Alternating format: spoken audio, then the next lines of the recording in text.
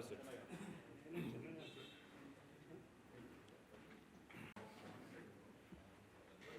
ఎదురు జరగమ్మ డోర్ పట్టలేదు. ఈ రాష్ట్రంలో 3 రోజుల నుంచి వైఎస్ఆర్సీపీ నాయకుల మీద, మాజీ మంత్రివర్యులు అంబటి రాంబాబు గారి మీద, మాజీ మంత్రివర్యులు జోగి రమేష్ గారి మీద ఇళ్ల మీద దాడి చేసి భౌతికంగా ఇబ్బందులు పెట్టి నానా రకాలకు ఇబ్బంది పెడుతున్నారు. దీన్ని పూర్తిగా ఖండిస్తున్నాం. ఈ రాష్ట్రంలో ప్రశాంతంగా ఉండే రాష్ట్రంలో చంద్రబాబు నాయుడు గారు వాళ్ళ స్వార్థ రాజకీయాల కోసం తిరుపతి వెంకటేశ్వర స్వామి పవిత్రంగా భావించే తిరుపతి లడ్డూలో నెయ్యి కల్తీ జరిగిందని చెప్పేసి ఏ రిపోర్ట్స్ లేకుండా, ఎన్డీడీబీ కానీ ఎన్డీఆర్ఐ రిపోర్ట్స్ ఏమీ లేకుండా కావాలని చెప్పేసి ఒక ఫ్లెక్సీలో కల్తీ జరిగింది, ఆ నెయ్యిలో కుంభకోణం జరిగింది, 250 కోట్ల కుంభకోణం జరిగిందని చెప్పేసి ఏ సంబంధం లేని మా మాజీ ముఖ్యమంత్రి వర్యులు వైఎస్ జగన్మోహన్ గారి మీద, వైవి సుబ్బారెడ్డి గారి మీద, భూమన కరుణాకర్ రెడ్డి గారి మీద, మాజీ టీటీడీ చైర్మన్ల మీద కావాలని చెప్పేసి దుష్ప్రచారంగా అన్ని చోట్ల ఒక ఫ్లెక్సీలు కావాలని ఏర్పాటు చేసి ఒక విష సంస్కృతిని నేర్పించి కావాలని మత విద్వేషాలని రెచ్చగొట్టే విధంగా ఈ ఫ్లెక్సీలు పెట్టడం, దీన్ని పూర్తిగా ఖండిస్తున్నాము. అంబటి రాంబాబు గారు మొట్టమొదటి నుంచి చాలా సౌమ్యంగా ఉండేవాళ్ళు, ఎప్పుడు పరుషపదం వాడేవాళ్ళు కాదు. అధికారంలో ఉన్న ప్రతిపక్షంలో ఉన్న ప్రతి ఒక్కరిని గౌరవంగా చూసుకునేవాళ్ళు.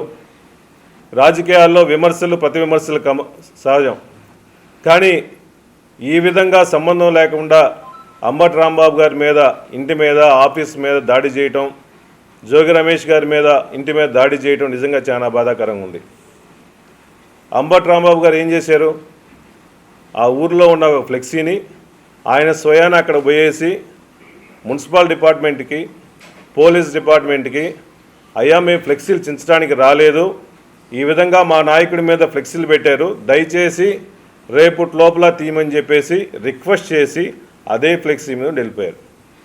నెక్స్ట్ రోజు స్టేట్ కాల్లో అందరూ గుళ్ళు దగ్గర పోయి టెంకాయ కొట్టే క్రమంలో ఆ రోడ్డు మార్గంలో వెళ్తున్నప్పుడు అంబటి రాంబాబు గారు వెహికల్ ముందు అందరూ రాడ్లతో, కర్రలతో టీడీపీ నాయకులందరూ వచ్చేసి అతని మీద, కారు మీద దాడి చేసి, మహిళలు నేను చూస్తూ ఉన్నాను, చెప్పులతో దాడి చేశారు. ఒక మహిళ చెప్పరాని విధంగా నువ్వు మగోడివైతే నువ్వు బయటికి రా, ఫ్లెక్సీ చూస్తాము, ఇంకా చాలా అసభ్య విధాలుగా మాట్లాడి కారు మీద కొట్టి, పోలీసులు ఎంతమంది ఉన్నా కూడా పోలీసులు వాళ్ళని అరికట్టకుండా చోద్యం చూస్తున్నారంటే ఇది నిజంగా ఈ ప్రజాస్వామ్యంలో ఇటువంటి చర్య జరగకూడదు. కానీ అంబటి రాంబాబు గారు ఆ రోజు ఆవేశంలో, ఆ క్షణికావేశంలో డోర్ తీసి కొన్ని పరిశుజాలం వాడింది వాస్తవమే.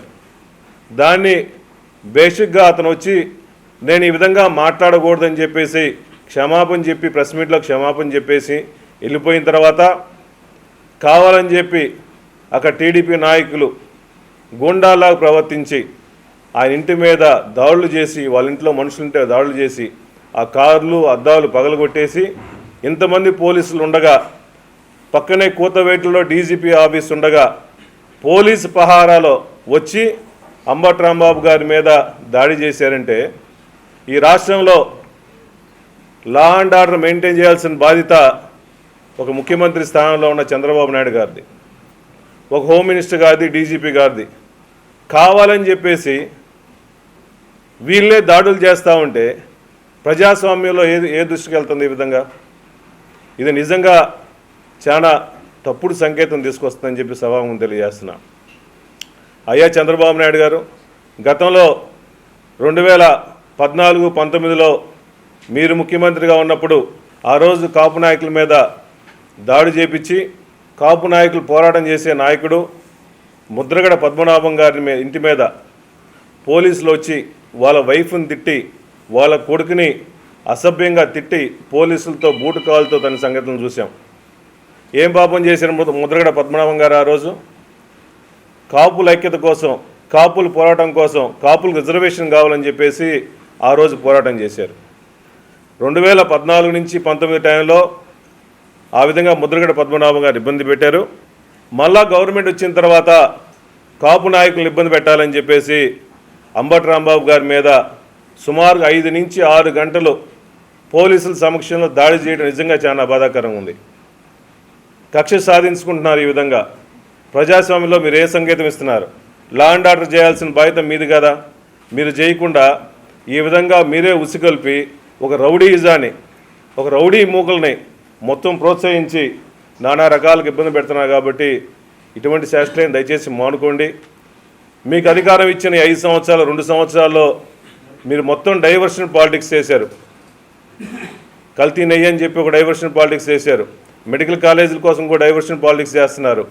మీడియాను డైవర్ట్ చేసుకోవడం కోసం ఇవన్నీ చేస్తున్నారు. కాబట్టి ఇచ్చిన టైము, ఇచ్చిన హామీలు, ఇచ్చిన అధికారాన్ని ఉపయోగపడి పేద ప్రజల కోసం సహాయం చేయకుండా ఈ విధంగా వైఎస్ఆర్సీపీ నాయకుల మీద, ఒక బీసీ నాయకుల మీద, ఒక కాపు నాయకుల మీద, అందరి మీద దాడులు చేసుకుంటా ఉంటే అంబటి రాంబాబు గారు ఆయన కేసులు పెట్టినా భయపడడు. ఆయన ఏ విధంగా మట్టు పెట్టాలి, ఒక భౌతికంగా దాడి చేస్తే తప్ప ఈ వైసీపీ నాయకులు లొంగరని చెప్పేసి మొన్న జోగి రమేష్ గారిని, అంబటి రాంబాబు గారిని ఇబ్బంది పెడుతున్నారు. మీరు ఎన్ని ఇబ్బందులు పెట్టినా కూడా, ఎన్ని కేసులు పెట్టినా కూడా, ఎన్ని భౌతికంగా దాడులు చేసినా కూడా ఎవ్వరూ భయపడే ప్రసక్తి లేదు. కార్యకర్తలు, ప్రజలు కూడా ఈ రాష్ట్రాన్ని మొత్తం ఒకే ఇష్యూ మీద సుమారుగా 6 నెలల నుంచి ఈ కల్తీ లడ్డు, కల్తీ నెయ్యి అని చెప్పేసి మీ రాజకీయాల కోసం ఒక దేవుణ్ణి, పరమ పవిత్రమైన వెంకటేశ్వర స్వామిని వాడుకుంటున్నారు. మిమ్మల్ని వెంకటేశ్వర స్వామి వదలడు. ఈ కలియుగంలో ఎవరి శిక్ష వాళ్ళకి ఈ జన్మలోనే ఉంటుంది. అందుకని ఇటువంటి డైవర్షన్ పాలిటిక్స్ మానుకోండి. ఇప్పుడే లా అండ్ ఆర్డర్ మెయింటైన్ చేయండి. లా అండ్ ఆర్డర్ సరిగ్గా లేదు కాబట్టి మేము గవర్నర్ గారిని రిక్వెస్ట్ చేస్తున్నాము. ఈ రాష్ట్రంలో లా అండ్ ఆర్డర్ లేదు కాబట్టి వైఎస్ఆర్సీపీ నాయకులందరినీ మేము దాడులు చేస్తున్నాం కాబట్టి రాష్ట్రపతి పాలన ఇవ్వాలని చెప్పేసి మేము డిమాండ్ చేసుకుంటున్నాం. అన్ని కాన్స్టిట్యున్సీల్లో ఇదే ఫ్లెక్సీలు, అన్ని కూడల్లో, అన్ని చోట్ల, ఒంగోలులో కూడా ఇప్పుడు వచ్చినప్పుడు బైపాస్ కిందే ఉంది. మా నాయకులు కూడా అందరు కంప్లైంట్లు ఇచ్చారు. కమిషనర్కి, అక్కడ సిఐలకి, డిఎస్పీలు కూడా కంప్లైంట్ ఇచ్చేశారు.